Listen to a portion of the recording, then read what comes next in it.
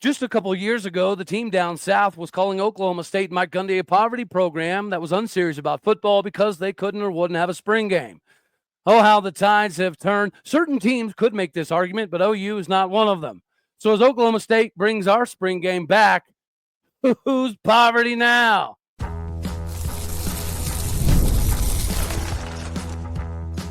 You are Locked On Oklahoma State, your daily podcast on the Oklahoma State Cowboys, part of the Locked On Podcast Network, your team every day. Howdy, y'all, and hello, all. Welcome back to Locked On Oklahoma State, your daily stop for all things Cowboy and Cowgirl related. My name is Cody Stovall. I want to thank you kindly for stopping by to make this your first listen. We're available on all of your podcasting platforms, visually as well on YouTube. Find me personally on X at Aldeo State. Today, we're partially brought to you by FanDuel. Make every moment matter more, especially right now when new FanDuel customers can get $150 back in bonus bets if your first $5 bet is a winner. You get with FanDuel.com today to get squared away. Meanwhile, we jump right into the conversation of the spring games. And they seemingly are kind of dying before our very own eyes. Perhaps Mike Gundy was a visionary by canceling the spring game a couple of years ago. There is an argument to be made for not having one, just like there's a massive argument to be made about having one. One of the arguments you could potentially have if you're not going to have a spring game is, much like Ohio State and Texas, we just played 15, 16 games. We don't need to have an extra game. We don't need to have an extra moment of getting ready, whether it be publicly displayed on TV or not. Under those certain circumstances, it does make sense. But it is kind of ironic that now Oklahoma State seemingly is bringing back their spring game. As AD Chad Weiberg has said, be prepared for a big show on April 19th. This is going to be great for Oklahoma State. Likewise, OU, coming off of a 5-6 season, has decided to cancel their spring game to have some fictitious combine, interactive, whatever the case is. So some schools it makes sense. Some schools it does not. So let's break down potentially what that would look like. Some of the reasons for not having a spring game, as we just mentioned, if you're playing 15, 16 games like an Ohio State or a Texas and you're making a run at the CFP, you don't necessarily need to have this because you already have a lot going right for you as it is. Another instance where it maybe could make sense to not have a spring game would be if you had 20 returning starters, almost 90% of your roster, if you have a 10-11 win team that just played for a conference title, perhaps you don't necessarily need to oversell that group because they've already had the litmus test on the field. Another scenario is if you're just simply not ready. You don't know what you have, but you know it's not quite going to fulfill the yearning that all of the fan base has. If you're trying to downplay the current situation, of course, you're not going to have a spring game.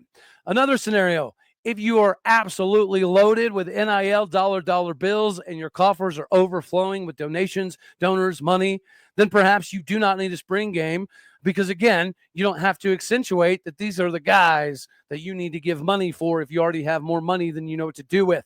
And lastly, a reason for not having spring game, well, if you hate the fans. All right, okay, hate's a strong word, but you have to have some level of engagement, especially when you're looking to have a completely new presentation on the outlook of the season, which is why we fast forward into reasons for having it. Number one, and most importantly, this is the sales pitch. This is not only the sales pitch to the fan base, but it's also the sales pitch for the donor base. You want to make sure that there's competency all the way across the board, and you give that excitement level that this was the season we had last year. We're going to physically show you the new talent, the new coaching that's going to make this make the most amount of sense and get us the most dollar bills that will equal the most eyeballs. Another scenario where having the spring game makes sense is if you have a brand new roster or a brand new staff or coach. Oklahoma State is exactly in that scenario. A lot of these are going to fit the bill for why Oklahoma State did bring back the spring game. Bringing into another, if you have multiple position battles like the Cowboys do, then you're going to want to have people get eyes on this whole scenario to make it make sense for them to not only invest their time, but their dollar bills and convince some of the donors that this is definitely something you got to get behind, regardless of what the position battles look like. If you're in a scenario like Oklahoma State, you have four quarterbacks essentially vying for the QB1 role. The battle between Trent Howell and Rodney Fields, is it going to be a RB1, RB2 scenario, or are they going to kind of split carries in the backfield? Those things allow us as fans to obviously get eyeballs on, but more importantly, the dollar bills section, the donors, the collectives, they need to see that this is worth reinvesting in or investing in entirely to make this season the best that we can and get the most recruits and get the most transfers. Another thing that I think it's important for a spring game, it's an extension of the fan schedule. Not everybody can afford to go to one game, let alone 4, 5, 6 games. A decent number of people, I would imagine, cannot afford season tickets. Therefore, their experience on the season is largely grouped into one particular ball game, and those are usually games that the tickets are much more easy to obtain. So for some people, especially some locals, this is their opportunity to be involved with Oklahoma State. And all you're trying to do is build the fan base even higher. And a lot of that, in my opinion, starts with the youth. If you can get young children that perhaps their families cannot make it a priority to get to Oklahoma State games or pay for Oklahoma State games, or if they can, maybe the experience is a little bit lessened, this is for them.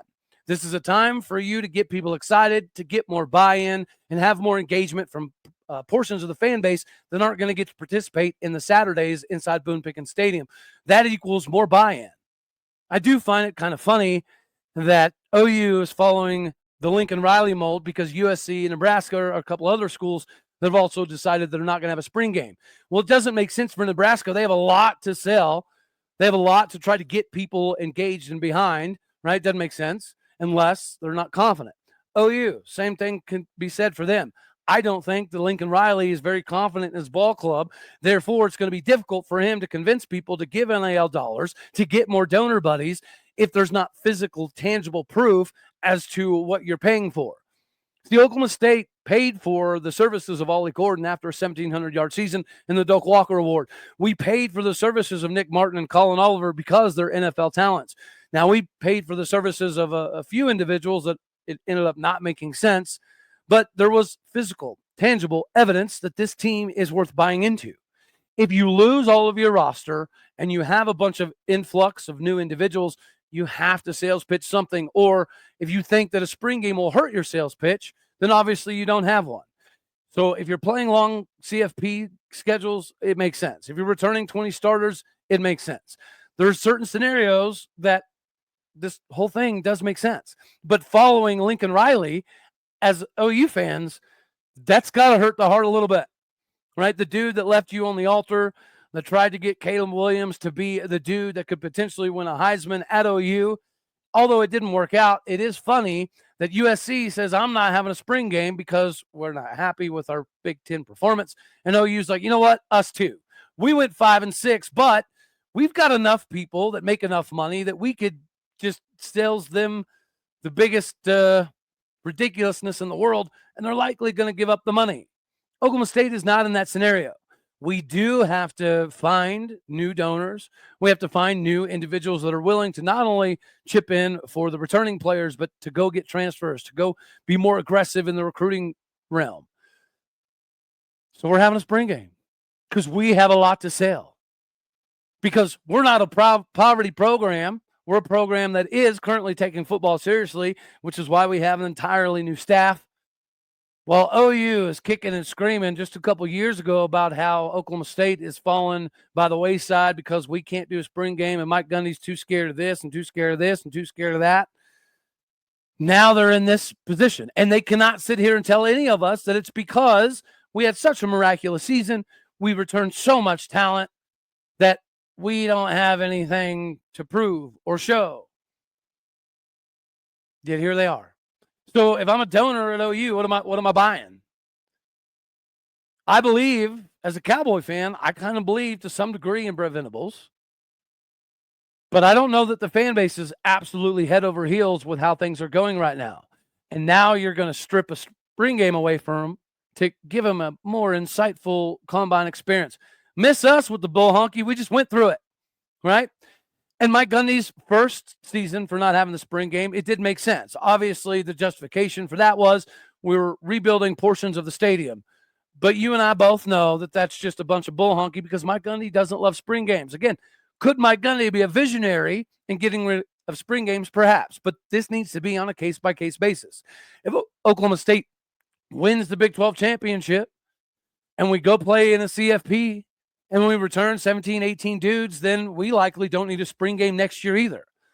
But if for whatever reason Oklahoma State has a disastrous season and you have to get engagement up to new levels, then a spring game is a necessity. So I appreciate Oklahoma State, Mike Gundy, Chad Weiberg making this a pretty important deal this season because they understand the ramifications of not having it. Meanwhile, OU is resting on their laurels and assuming that because they've got so many donors that'll give money regardless, that it's all going to work out. It'll be interesting to see. And some teams, it makes sense. Some teams, it doesn't. It doesn't make sense for us. It dang sure doesn't make sense for them either. Yet, here we are. I'll tell you what does make sense for you and everybody around you is doing what is best for you, your family, and when you're trying to kind of stay locked into your favorite university. NIL's crazy, so be a part of it. In the wild, wacky world of NIL, the collectives seemingly don't exactly have everything dialed in yet because these individuals, to some degree, could be parts of the university, and the money could be part of the university. In the meantime, this is your opportunity to be engaged, to be involved with Roy. Before Roy, NIL deals were often, backdoor, in the dark. We didn't know what was happening, and there was really not a clear direction on what players were getting and how the university was doing. Now, with Roy, you can make a real impact and feel closer to the athletes representing Oklahoma State. With Roy, you can choose the player that you want to support. You can decide how much you want to contribute to that player directly, get exclusive content straight from the athletes that you've decided to back financially. And the best part is, if they were to transfer, you will get your money back. So it's a risk-free way to show your support and make your voice heard. Show your support directly and help shape the future of Oklahoma State. Download the Roy app now from the App Store and start backing the Cowboys and the Cowgirl athletes that they deserve with transparency, with trust, and make a real impact. This is the future of college sports. This is the future of your interconnected nature to building up rosters and maintaining rosters. Join it now by downloading Roy and supporting your favorite players, because there's not a better way for you to feel connected than with your favorite athletes getting direct money from you.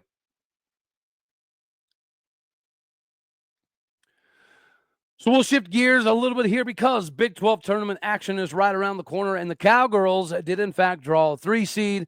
They play the winner of a game that I think will equal us playing Utah in the second round. Congratulations, TCU, for winning your first women's Big 12 championship in the regular season.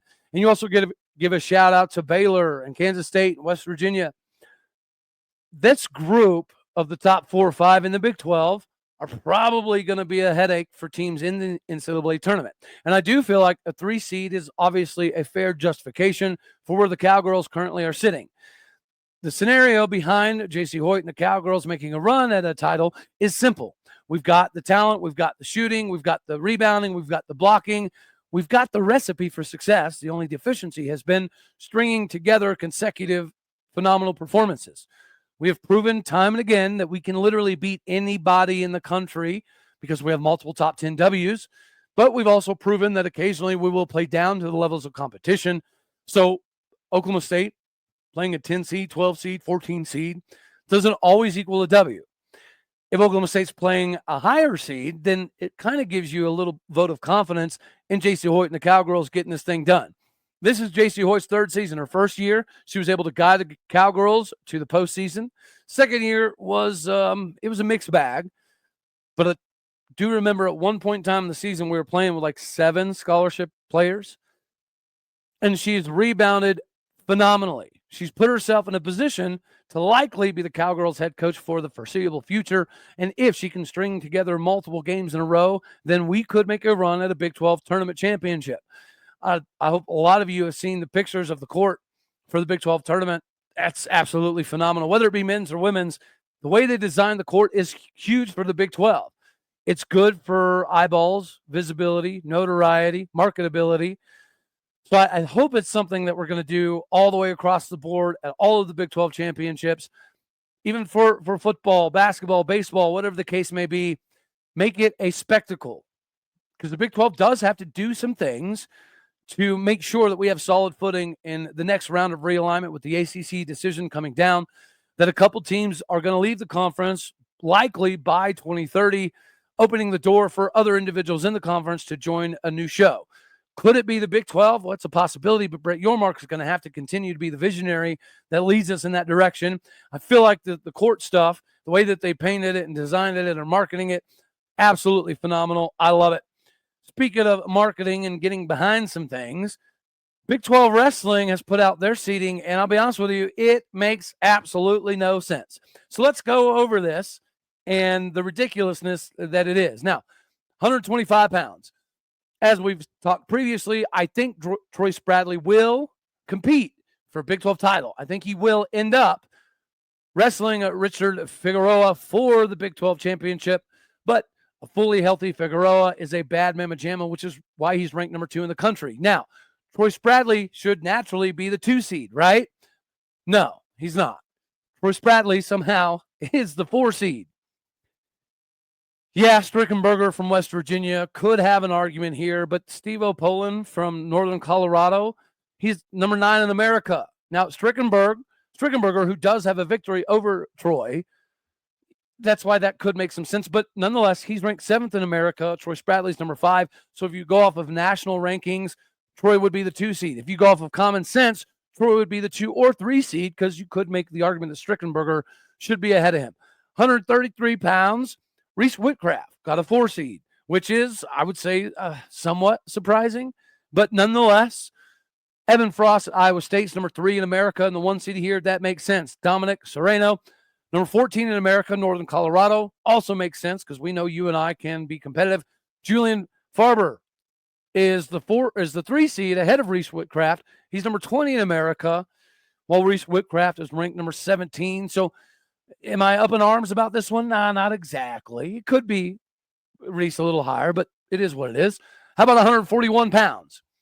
You have what I think is a national championship level dude this season as the number 1 seed and Andrew Alirez from Northern Colorado. How Northern Colorado kept him, I do not know. Congrats to them. But he's number 3 in America. Makes sense. Cale Happel, Northern Iowa. He's taking Jameson some fits, so I understand him being here as well. Jacob Frost, number 9 in the country, is number 3 in the Big 12 seeding, ahead of Tegan Jameson, who's number 6 in the country. I don't make it make sense. All right. 149 pounds. Oklahoma State doesn't have a ranked guy, and who gives a hoot, because T. Travis is back.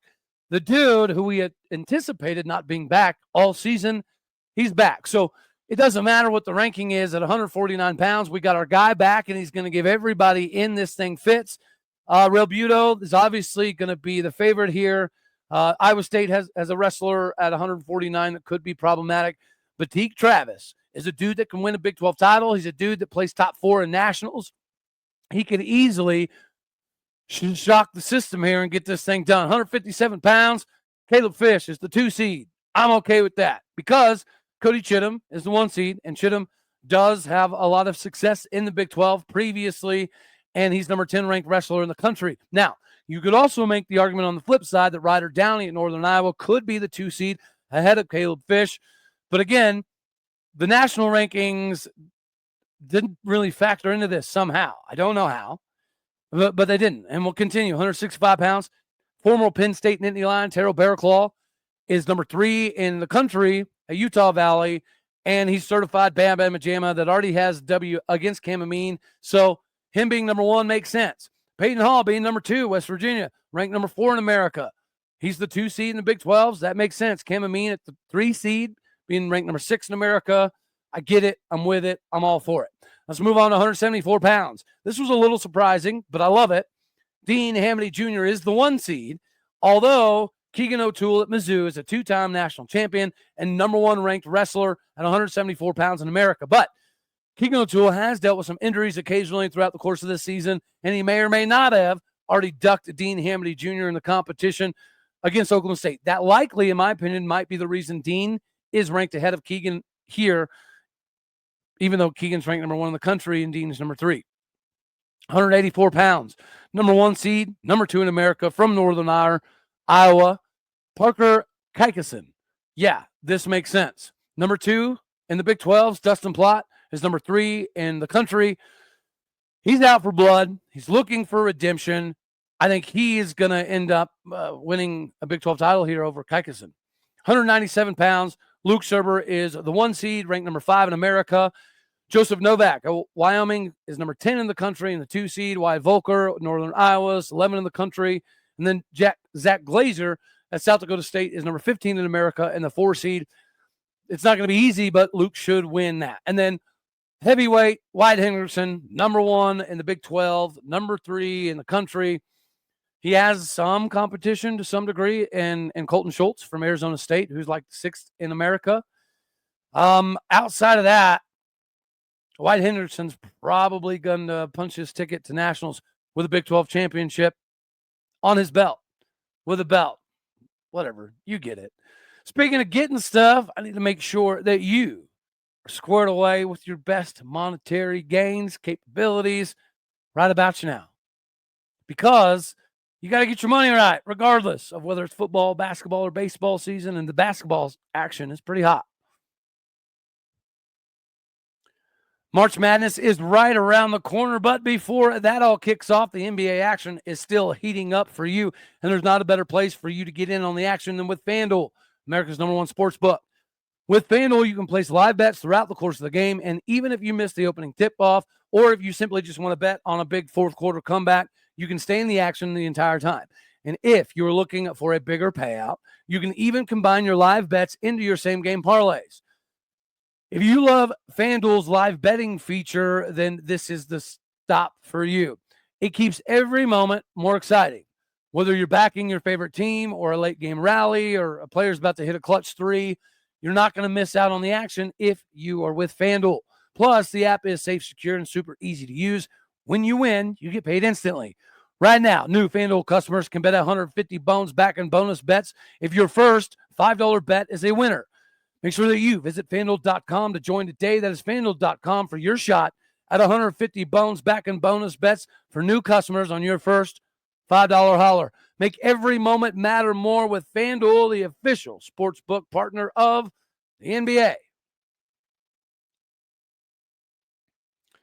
All right, before we get on out of here, we got to talk about baseball because the Cowboys have been riding the waves of a lot of ups and a lot of downs, a lot of back and a lot of forth, but we don't really know if we have an Omaha-level team. I would say that the Big 12, for the most part, is facing similar circumstances. So let's go ahead and rank the Big 12 programs as I see them at the moment. Number 1 is West Virginia. They're 12-0. Now, wins over Jacksonville, Lipscomb, Ohio, I mean, that's not going to raise the roof per se, but baseball is kind of like a fickle mistress, okay? Beating somebody once in baseball, it can happen. It happens quite often. Beating somebody multiple times, that's a different story. Nobody has taken down the West Virginia Mountaineers, so undefeated is undefeated. Right below them, they have one of the best arms in America, who's probably going to be a first or second round draft pick in Major League Baseball. Well, they seem to be riding that wave to a 10-1 record. Wins over Texas A&M, Corpus Christi, Tarleton, and Omaha. Again, not going to raise the roof, but you got to give a shout out to KU. I did not know they had baseball fans, but there's videos of their fans going absolutely crazy in the stands. It reminded me of Oklahoma State softball fans. So congratulations to KU. Nobody knew that you had any baseball school fans in you, but there you are, and you're 10-1. Arizona. Now the records get a little wonky here, but look at the teams they've beaten and look at the teams they've lost to. Arizona's 7-4, and they began the season kind of ugly with losses to Ole Miss, Clemson, and Louisville, but then they turn around, beat New Mexico, beat San Diego, beat Rice, beat number 1 in the country, Texas A&M, beat number 15 in the country, Mississippi State, and they battled with Tennessee, losing 5-1, pretty reminiscent of our Cowboys, which is why I have Oklahoma State as number 4 in the Big 12 right now. Yes, 6-4 record. I get it. People are going to say he's a homer, but we should have beaten Clemson, right?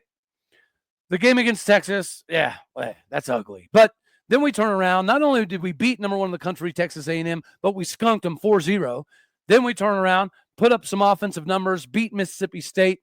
We have the opportunity to showcase the talent. When it comes to Major League draftable dudes, Oklahoma State likely has the most in the conference. So if we get rolling, we get cruising, we're going to be very, very difficult for anybody in this league to kind of chop down. Here's the team that I think might have the opportunity, and that is at number 5, Arizona State. 8-4 record. They swept Ohio State. They took 2 of 3 from ORU, and we know how good Oral Roberts typically is at baseball. They have a W against UCLA, but they have back-to-back losses against Minnesota, and we'll talk about a little bit later why. That one hurts the heart. That one shouldn't happen. That's a little embarrassing, but they're going to have big opportunities to capitalize as the season progresses. I reluctantly put Utah at number 6. Why? Because they're 10-2, winning 4 games against Pepperdine, beating San Diego State, beating Long Beach. Actually, beating Long Beach is kind of a big deal. And then multiple wins over Cal Baptist. It's enough to keep you in this conversation, but Utah's not known for baseball. When you look at their recruiting classes in baseball, they're not really going to set the world on fire. So give them props while they deserve it, and they deserve it right now because they're 10-2. Number 7 in the Big 12, I have UCF, 8-3. Wins over Siena, Bryant, and taking 2 out of 3 of South Florida isn't going to necessarily, raise eyebrows, but they did beat Mizzou, and they do have a very big series against Florida coming up that I think will kind of set the record straight. But don't get it twisted. Winning 2 of 3 out of South Florida is not bad. Sweeping Siena is not bad. Sweeping Bryant's not bad. Speaking of not bad, number 8, the Baylor Bears are playing some baseball. At 8-3, they took 2 of 3 out from Gonzaga, who's traditionally, especially recently, a pretty daggone good baseball club. They beat UTSA. They beat Ohio State. They do have a loss to Gonzaga. They won 2 of 3. And then they lost to Oregon State and Auburn. I mean, losing to Oregon State and Auburn is pretty respectable. Losing to Oregon State and Gonzaga, definitely respectable. Number 10, I can't believe Houston is here at 7-3 because they beat Minnesota 2 out of 3 times. So they won the Minnesota series, while obviously not everyone in the Big 12 can claim the same thing, because Arizona State, after looking really good, dropped 2 to Minnesota. So you got to give a shout out here to the Houston Cougs for winning the Minnesota series. Their games against Texas and Oregon State were canceled, and that really would have gave us a very good barometer of where they're going to be. But they did take 2 of 3 from Cal. They beat Sam Houston, and they took 2 of 3 from UT Arlington, which is typically a good thing, right? Winning a series. But we absolutely destroyed UT Arlington. So losing 1 game to them is not super impressive, Houston. Also not super impressive and surprising has been number 11, TCU. Yes, they swept San Diego, which is not bad. Yes, they beat Michigan, which is very good. They beat Southern Miss once, but then they dropped 2 more games to Southern Miss, which is leaving a pretty sour taste. Is losing to Southern Miss 2 out of 3 a bad thing? No. But if you have aspirations for winning a Big 12 championship and going on to make an Omaha push, those are losses that you kind of can't have. Number 12, BYU at 7-4. They swept Gonzaga, which is a big deal, and they split 2-2 with Fresno State. So there's some good, there's some bad. We'll see how they shake out. Cincinnati, what happened? They began the season winning the Duke series against the top 20 Dookie squad. Then they take 2 of 3 from UNLV, not bad. And then they lost 3 of 4 to UC San Diego. Can't have that. And then Texas Tech, goodness gracious, 2-7. What happened? Swept by North Carolina, not bad. Losing 2 of 3 to UC Irvine, it's actually not bad if you're a baseball fan. UC Irvine and Andrews pretty good. But then you have losses to Texas and Washington. So they don't really have any quality wins yet. They do have some quality losses, but that doesn't do a lot for you when you're trying to make a big postseason push. Now, Florida proved last season you could be a 500 ball club, gets hot at the right time, and makes a big Omaha level push. But as it sits right now, those are the rankings I got for Big 12 baseball. Let me know down in the comment section for my YouTube people what you think I potentially did not get right and teams I could have maneuvered around there. But anywho, that's all we're going to have for this one right here. As always, you know I love you. God bless. Go Pokes. Thank you for tuning in to make this your first listen here in Locked On Oklahoma State. You could be anywhere. So happy you choose to be here. Like it if you like the daggone thing. Dislike it if you don't. That's okay too. More importantly, share, comment, and subscribe. My podcast people out there, you are the engine to this caboose here. So keep it trucking. Do what you do. Hit the stars. Leave a review. All right, y'all. Later, taters.